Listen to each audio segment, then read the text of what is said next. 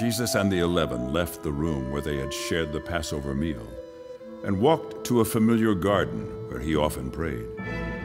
Judas, the one who betrayed him, had already gone with the Master's full knowledge of what he was planning. Jesus did nothing to prevent the plot from unfolding.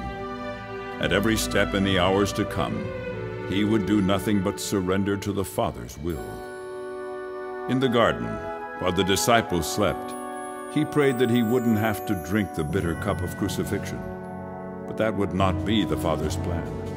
And soon the sound of soldiers and the flames of torches filled Gethsemane. His time had come.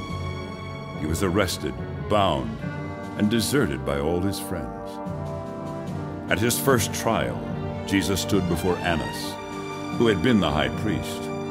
At the second, it was the high priest Caiaphas who asked him, "Are you the Christ?" Jesus answered, "I am." At his third trial, he was judged by the Sanhedrin, and at his fourth, Pilate asked, "Are you the King of the Jews?" Jesus answered, "My kingdom is not of this world."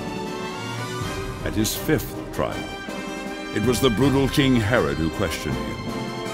This man, who had beheaded John the Baptist, accused him and berated him and mocked him, but Jesus never spoke a word. Herod sent him back to Pilate, and at his sixth trial of the night, Pilate was pressured into a decision. Though he knew Jesus was guilty of nothing, Pilate gave in to the shouts of the mob who cried, "Crucify him! Crucify him!"